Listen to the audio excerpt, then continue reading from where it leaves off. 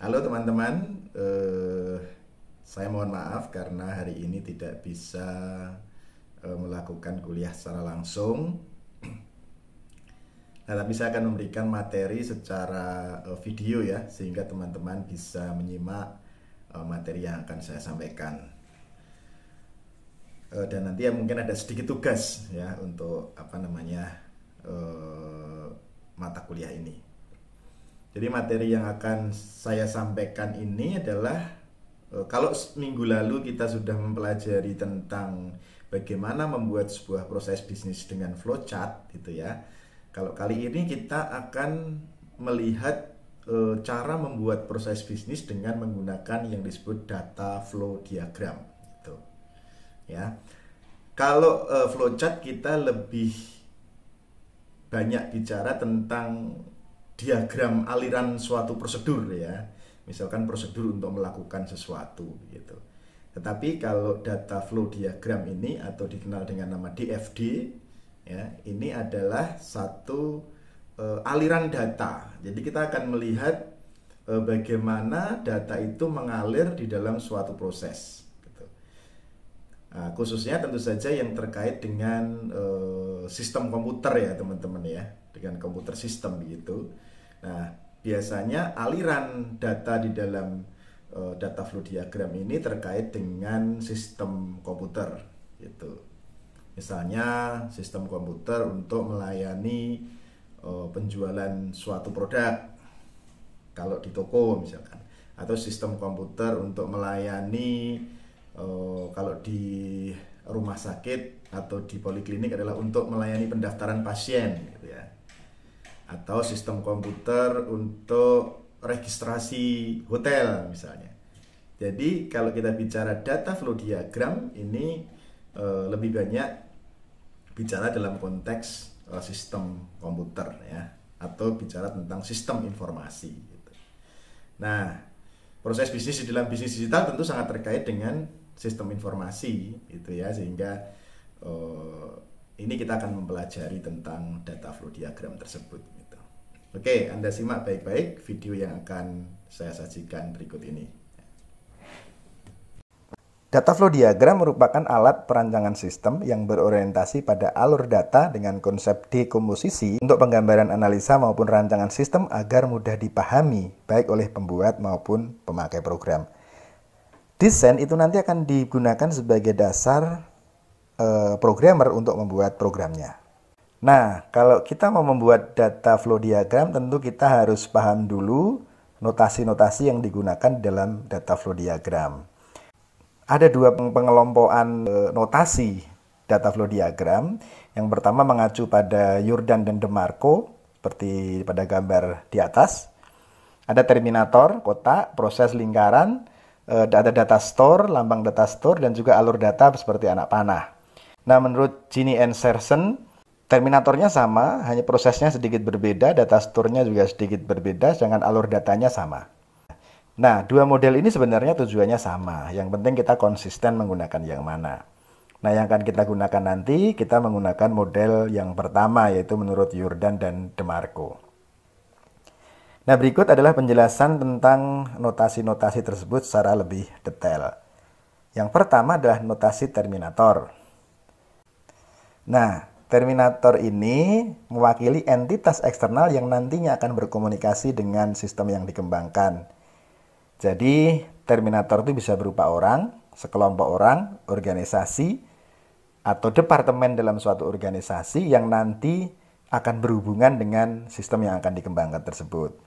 Nah, contohnya seperti ini, kotak. Ada nama terminator di dalam kotak tersebut, itu menunjukkan siapa yang akan berhubungan dengan sistem. Kalau dalam kasus ini adalah bagian penjualan misalnya. Dan setiap terminator itu bisa mendapatkan alur data masuk atau alur data keluar. Alur data masuk itu berarti dia menerima output dari sistem.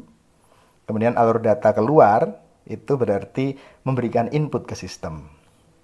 Nanti kita lihat contohnya secara lebih detail. Nah, notasi proses yang berbentuk lingkaran itu menggambarkan bagian dari sistem yang memproses input menjadi output. Di dalam lingkaran ada nama proses yang nanti menjelaskan kegiatan yang akan dilaksanakan.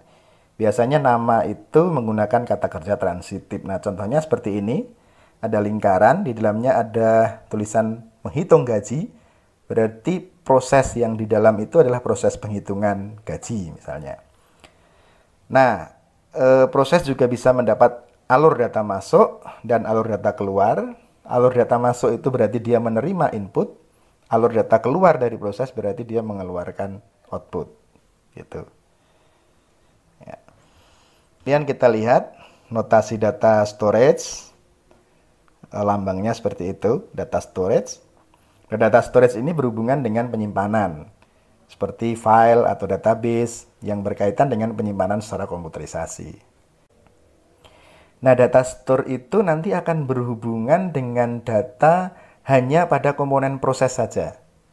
Jadi biasanya data store itu berhubungan dengan lingkaran, gitu ya. Bisa mendapatkan panah masuk dari lingkaran, atau dia juga bisa memberikan panah keluar. Dia bisa mendapatkan alur data masuk atau alur data keluar juga gitu.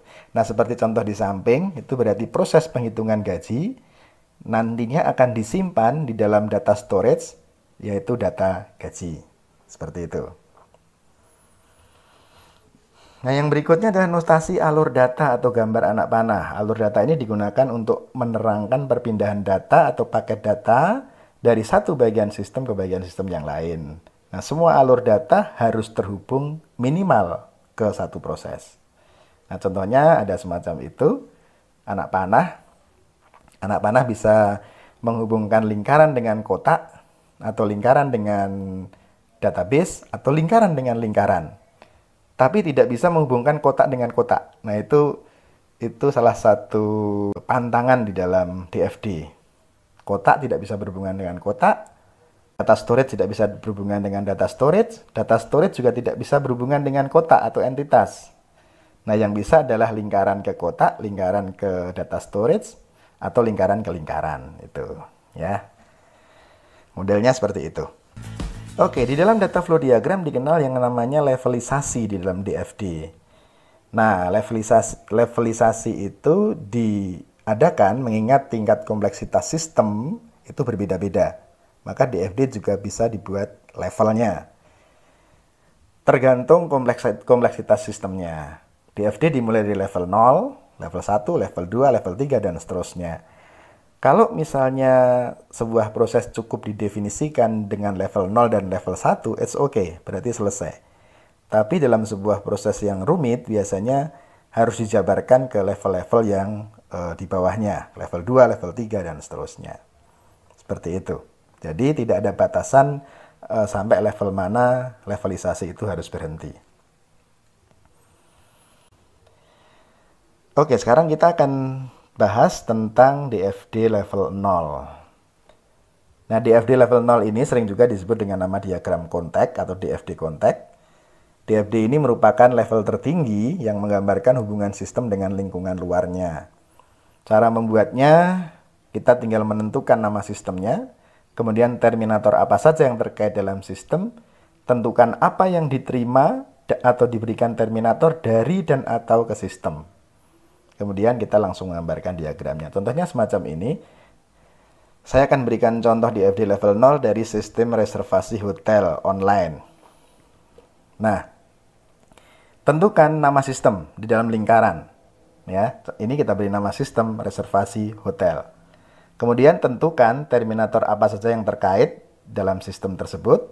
Artinya sistem itu nanti akan digunakan oleh siapa saja. Cara gampangnya seperti itu. Nah, ada tamu, ada admin. Ada entitas tamu, ada entitas admin. Nah, berikutnya tentukan apa saja yang diterima atau diberikan terminator ke dalam sistem. Misalnya, di dalam proses reservasi hotel, langkah pertama adalah admin memberikan update data ruang ke dalam sistem. Lalu tamu mendapat informasi ruang. Kemudian tamu menginputkan data pesanan ke dalam sistem. Nah, admin mendapatkan informasi order atau informasi pesanan. Nah, tamu juga bisa meng-cancel pesanan sehingga dia bisa memberikan aksi atau menginput data pembatalan ke dalam sistem. Nah, admin mendapatkan info pembatalan dari sistem. Nah, jadi di dalam DFD level 0 ini terlihat apa yang bisa dilakukan oleh tamu terhadap sistem, kemudian dia mendapatkan info apa dari sistem. Demikian juga dalam DFD bisa kita lihat apa yang bisa dilakukan oleh admin ke dalam sistem dan info apa yang diperoleh admin dari sistem. Dari situ kelihatan bahwa sistem reservasi hotel ini nanti akan berhubungan dengan tamu dan admin, atau akan digunakan oleh tamu dan admin, dan yang bisa dilakukan oleh tamu apa saja, yang akan dilakukan oleh admin apa saja, terlihat dalam DFD kontak itu secara garis besar. Nah, tetapi perlu kita detailkan lagi. Kalau hanya seperti itu kurang tentu tidak cukup jelas. Nah, kita detailkan lagi di dalam yang namanya DFD level 1. Nah, DFD level 1 ini merupakan penjabaran dari DFD level 0. Jadi, kalau kita jabarkan reservasi hotel itu misalnya ada 3 proses besar. Yang pertama adalah update ruang, kemudian yang kedua pemesanan, yang ketiga adalah pembatalan. Nah, di dalam proses update ruang itu siapa saja yang terkait dengan proses itu? Tentu saja admin menginputkan data-data ruang ke dalam proses update ruang. Nah, data kemudian disimpan di dalam file storage data ruang. Nah, data ruang akan digunakan oleh proses pemesanan. Nah, digunakan ketika apa? Digunakan ketika pemesanan memberikan informasi ruang kepada tamu. Dari situ juga setelah mendapatkan informasi ruang dari sistem, tamu kemudian bisa memberikan atau menginputkan data-data pesanan ke dalam sistem. Nah, data pesanan tersebut bisa selanjutnya disimpan ke dalam file data order. Lalu, data pemesanan tersebut juga akan diterima informasinya oleh admin ya. Kemudian, tamu juga bisa melakukan pembatalan dengan menginputkan data pembatalan dalam proses ketiga. Kemudian, data pembatalan akan disimpan di dalam data cancel. Nah, lalu data pembatalan juga diinfokan ke admin. Jadi ini adalah level 1 yang merupakan penjabaran dari level 0. Nah, kalau Anda lihat jumlah entity-nya pasti sama, admin dan tamu, tidak ada entity tambahan di sini. Kemudian jumlah alur datanya dari entity ke dalam proses juga kalau Anda amati pasti sama dengan DFD contact. Kalau Anda amati ya, aliran datanya dari admin ke proses itu apa saja, itu sama dengan DFD contact. Jadi DFD level 1 ini merupakan penjabaran dari DFD level 0 atau DFD contact. Oke, demikian sesi kali ini. Nanti kita akan coba berikan contoh-contoh lain atau aturan-aturan yang lain dalam data flow diagram pada sesi-sesi berikutnya.